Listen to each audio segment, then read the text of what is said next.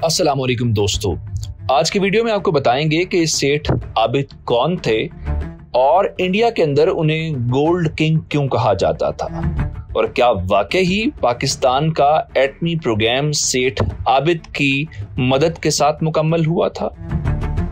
तो कहानी कुछ यूं है कि अप्रैल 1958 में लाहौर जाने वाले एक मुसाफिर को कराची एयरपोर्ट पर रोका गया तो उनके पास से 3100 तोला सोना बरामद हुआ।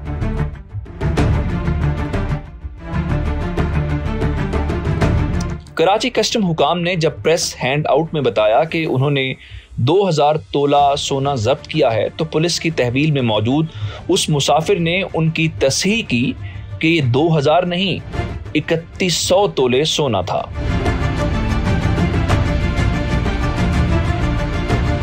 ये शख्स जल्द ही जेल से रिहा भी हो गया और सिर्फ 5 माह बाद ही कसूर के करीब वाक़े एक सरहदी गांव में नमूदार हुआ, जहां उसे अमृतसर पुलिस से बचने के लिए सोने की 45 ईंटें छोड़कर फरार होना पड़ा। 6 साल बाद ये शख्स दिल्ली पुलिस की गिरफ्तारी से बचने के लिए मंजरेआम पर आया, जब वो चांदनी चौक में मोती बाजार के एक ताजिर के साथ सोने का एक मुआहदा कर रहा था। ये शख्स तो पुलिस से बच निकलने में कामयाब हो गया, लेकिन इसका एक साथी पकड़ा गया और पुलिस ने उससे सोने की 44 ईंटें बरामद कर ली। लाहौर से निकलने वाले एक अखबार ने सन 1977 में इस शख्स को कुछ ऐसे बयान किया: गोल्डन मफरूर, एक गैर मामूली शख्स, भेस बदलने का माहिर और लोमड़ी जैसा मक्कार। उस शख्स का नाम पाकिस्तान और इंटरपोल की फहरिस्त में शामिल था और ये अक्सर दिल्ली, दुबई और लंदन का सफर किया करता था और ये शख्स कोई और नहीं, सेठ आबिद थे। सेठ आबिद जो 85 बरस की उम्र में वफात पा चुके हैं, उन्हें पाकिस्तान में गोल्ड बादशाह की हैसियत से भी जाना जाता था। उनका शुमार उन अमीर तरीन अफराद में भी किया जाता है जिनकी दौलत का इन्हिसार सोने की स्मगलिंग पर था। स्मगलिंग के कारोबार में सोने का बादशाह बनने के लिए किसी को भी सरहद के आर पार अपने नेटवर्क्स कायम करना होते हैं और रियासती अशराफिया और सरकारी अफसरान के साथ ताल्लुकात भी कायम करना होते हैं। इसके अलावा मुआशरे में अपना मकाम कायम करने के लिए अखलाकी बुनियादों पर खैर सगाली का एक वसी निज़ाम भी कायम करना पड़ता है। सेठ आबिद का उरूज पाकिस्तान और इंडिया की सरहद की तश्कील के साथ ही सामने आया। वो कसूर के सरहदी इलाके में पैदा हुए और वहीं पर पले बढ़े, जहां उनके शेख तजारती कबीले के मेंबरान हिंदुस्तान की तकसीम से पहले कलकत्ता से चमड़े की तिजारत करते थे। सेठ आबिद सन 1950 में उस वक्त कराची मुंतकिल हो गए जब उनके वालिद ने कराची के सराफा बाजार में सोने और चांदी का कारोबार शुरू किया।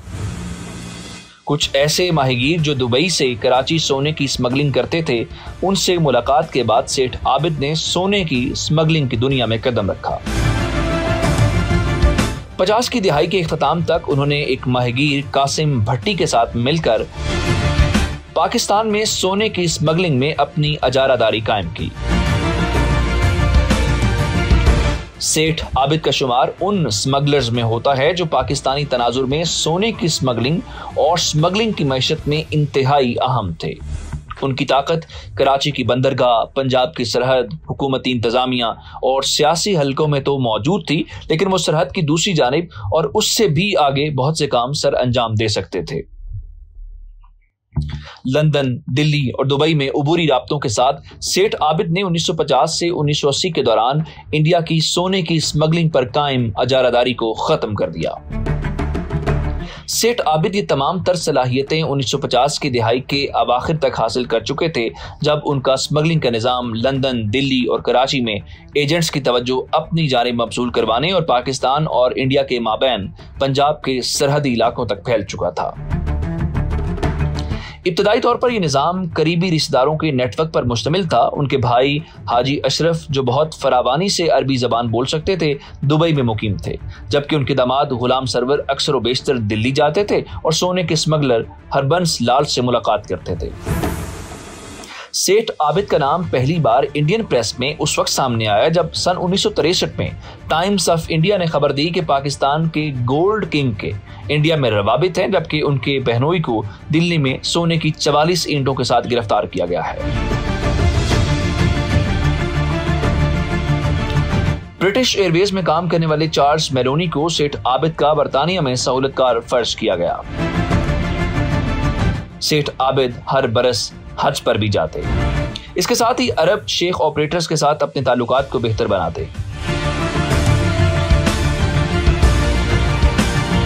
जब उनकी स्मगलिंग का कारोबार मजीद वसी हुआ तो उन्होंने पंजाब के सरहदी इलाकों के देहातों में रहने वाले कुछ एजेंट्स को सोने की स्मगलिंग की फ्रेंचाइज दी, जिनमें नुमाया तौर पर घुरकी, दयाल और आवान कम्युनिटी के लोग शामिल थे।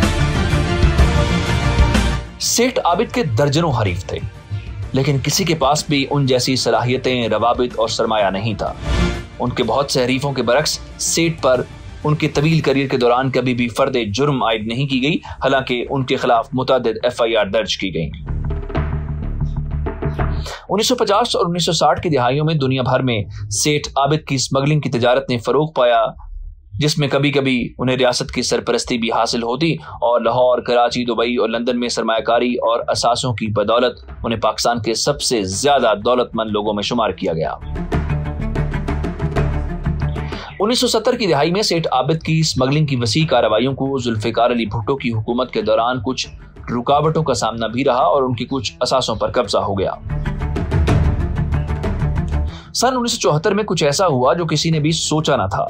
लाहौर शहर में सेठ आबिद की रिहाइशगाह पर पुलिस के एक बड़े छापे में पाकिस्तानी करेंसी, जिसकी मारियत तकरीबन 12.5 मिलियन थी, बरामद हुई। उसके साथ साथ 40 लाख मालियत का सोना, 20 लाख मालियत की स्विस घड़ियां भी कब्जे में ली गईं।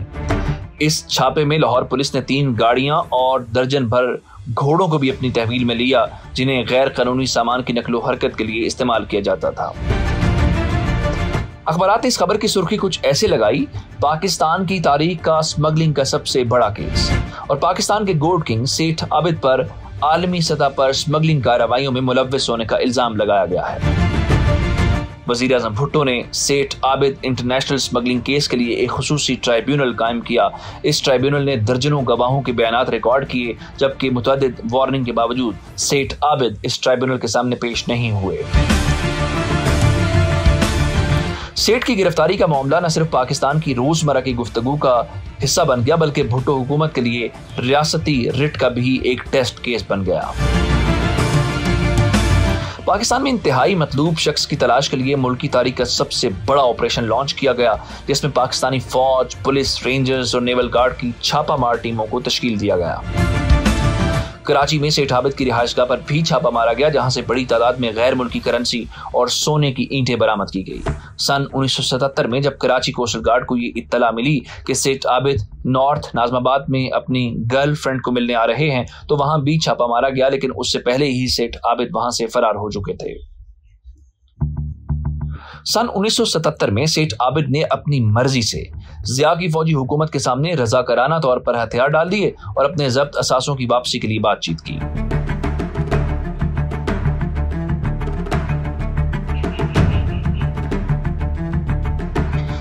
उस साल दिसंबर में फौजी हुकूमत की प्रेस ने बताया कि सेठ ने लेफ्टिनेंट जनरल जहांजेब अरबाब को जिना पोस्ट ग्रेजुएट मेडिकल सेंटर अस्पताल के तामीराती मंसूबे और अब्बासी शहीद अस्पताल के बर्न वार्ड के लिए 1,51,000 रुपए की बड़ी इमदाद दी है।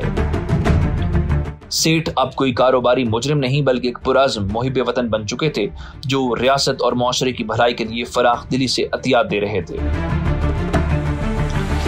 उनकी शोहरत में उस वक्त मजीद इजाफा हुआ जब उनका नाम मुल्क के जौहरी प्रोग्राम में भी सामने आया। सेठ आबिद बैनुल अक़वामी स्मगलिंग केस पर सन 1985-86 में पाकिस्तान की पार्लियामेंट में बहस हुई और उसके बाद चौधरी निसार अली की सरबराही में कौमी असम्बली की खुसूसी कमेटी ने इस केस की जिम्मेदारी उठाई। सन 1986 में Pakistan central board of revenue ने 3100 तोले सोने की वापसी की इजाजत दी, जिसे सन 1958 में कस्टम हुकाम ने कराची एयरपोर्ट पर सेठ आबिद से अपनी तहवील में लिया था।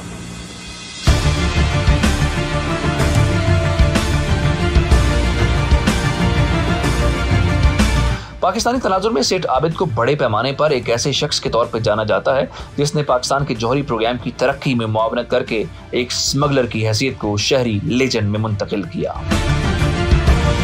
बहरे और गूंगे बच्चों की फलाह बहबूद के लिए हमजा फाउंडेशन जैसे इंसान दोस्त इदारे कायम करने के अलावा सेठ आबिद ने फलाही इदारों को माली एआनत फराहम की, जिसमें लाहौर का शौकत खानम कैंसर अस्पताल भी शामिल है। अगरचे सेठ ने सारी जिंदगी तशहीर से गुरेज किया, लेकिन फिर भी उन्हें शोहरत मिली। उनका नाम कौमी सतह पर उस वक्त मशहूर हुआ जब उन्होंने एक टीवी शो में नीलामी के दौरान क्रिकेटर जावेद मियांदाद का शारजा इनिंग्स में इस्तेमाल होने वाला बल्ला अपने बेटे के लिए 5 लाख में खरीदा। 1990 की दिहाई तक वो लाहौर के मुख्तलिफ मकामात पर वसी प्रॉपर्टी रखने की वजह से शहर के सबसे ज्यादा वसाइल रखने वाले प्रॉपर्टी डेवलपर बनकर उभरे। सेठ आबिद अब वफात पा चुके हैं, लेकिन उनकी शख्सियत आने वाले दिनों में कई अशकाल और मानों में जिंदा रह सकती है।